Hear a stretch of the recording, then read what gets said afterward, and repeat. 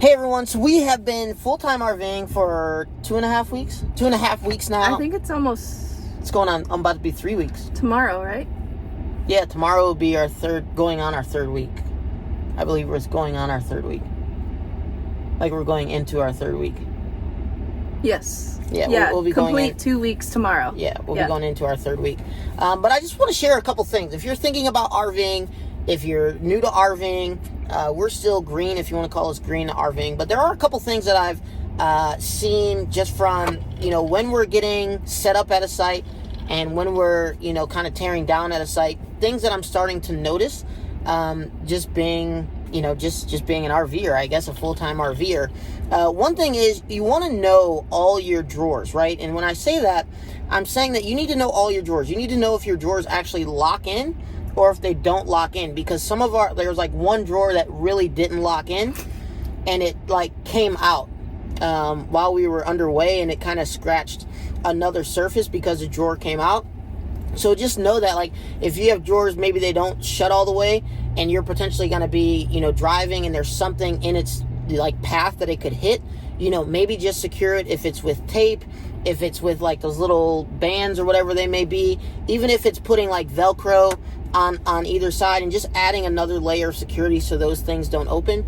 The other thing that you want to be sure of is anything that latches, you want to always make sure that it's actually latched. So if there's something where it kind of goes into a latch to secure it, just make sure that those are always secure. Even if it looks secure, it looks like it's fine from the outside, you don't want to happen to go in your RV and realize that it wasn't latched and now something's scratched or something's bent. So it's best just to do double checks. Just double check everything. The other thing is make sure you and your partner, if you're doing RVing with a partner, make sure your partner understands everything that goes on. So if like for instance, I'm usually responsible for everything on the outside and she's usually responsible for everything on the inside. And sometimes when we're working together on the outside, she may not be aware of things. Our phone just fell. See, talking about things that are not secure. Our phone was not secure, and that's a problem. But you want to make sure that, your partner that is used to doing everything on the opposite end of you, if, like I said, like she usually handles everything on the inside, I usually handle everything on the outside. You guys want to just make sure that you're aware of what each other is doing, just so if they ever have to do stuff on the outside or you have to do stuff on the inside, you kind of have their checklist, just to make sure that you know everything that has to be done too, because we had an incident where the truck wasn't unhooked. Like we weren't unhooked from the power. From the power. The actual hitch the seven-way hitch wasn't the seven-way connector wasn't unhooked from the truck. And it's typically something that I would do when I'm just kind of doing stuff more on my own. But like when she was there, it just got left in there, and then as I started to pull away, it pulled out. So I think the main thing is have a checklist, and I think we're learning that. So this is our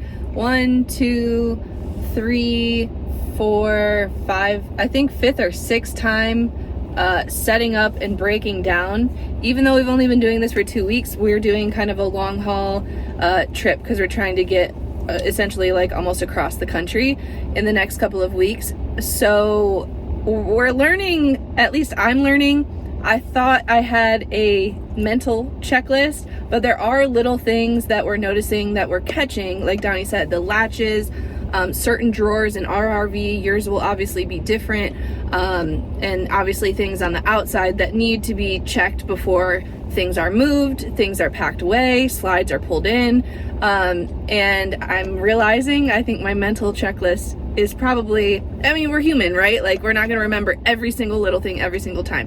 So what I'm gonna do is I'm gonna have it's not a long checklist. I'm just gonna have my few things to check. I'm gonna put it on a Post-it inside our little cabinet that I pull the slides in with, and then maybe we have an outdoor checklist somewhere else, right? Like on a little post-it note that we make sure we go through before we either pull away, pack up, or like unhitch, right? Like things to check. So I think those are the main 3 or 4 areas that I'm learning. We will need probably like a written checklist of some sort, even on your phone. If it's on your phone, easy to keep on there. You can share it with your partner so you guys have the same checklist you're working off of. But yeah, I think that's the lesson that I'm learning. Again, like Donnie said, we're newbies to this. Like, this is brand new. Even before we were full-time, we'd literally never camped. So never had an RV, never camped, brand new to everything. So we are learning literally everything along the way. And what I think I'm gonna do, actually, our next stop, because we're only here for one night where we're at right now, our next stop, I'm gonna make a video of every step that we do when we get into a place. And then maybe I'll do a separate video packing up, right? Like things that I check. I'll link it up here whenever it is published, so you guys can watch it up here somewhere. If you want to see us and what we've learned so far, what we've screwed up so far, but what we're learning not to along the way. And the last thing I'll say is measure how far your slides come out. Yeah. You know, that's another thing that's something you should just do. Like the Yes. first time you ever open up your slides, or even when you're still like at the RV dealership, or if you buy from a private owner, if they have the slides open, just do the measurement right then and there, because it is so easy to just forget about doing it. And it's like when you get to places, you're like, oh, are we gonna have enough room? with my not gonna arm. have enough room, and all this kind of stuff. So just save yourself some time, save yourself some frustration, save your husband some frustration, and just measure the slides, ladies. Yes. What I did too was, because I saw like videos and they're like, you know, get a PVC pipe, and I was like waiting for that, and I obviously kept forgetting to get a PVC pipe every time we went to the store. But what I did, like, we bought a level. It's probably like a 4, maybe probably like a 4 foot level that we literally already had in one of the cabinets underneath. And I just took that out. I took a permanent marker and I measured like each slide and I numbered it. So I'll show you guys here. I'll do a little overlay of what I did.